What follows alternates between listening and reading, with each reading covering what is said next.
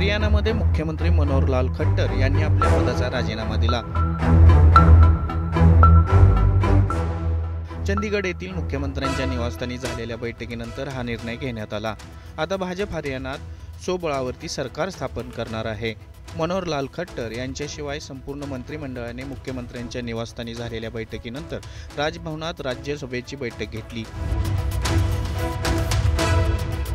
आणि त्यानंतर त्यांनी मुख्यमंत्री पदाचा राजीनामा दिला।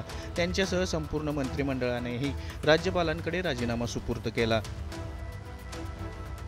हरियाणामध्ये घडलेल्या या नाट्यमय घडामोडीनंतर खासदार नायब सिंह सैनी हे हरियाणाचे नवे मुख्यमंत्री असणार आहेत।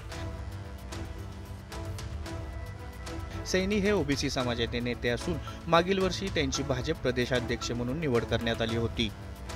Times now Marathi, Mumbai.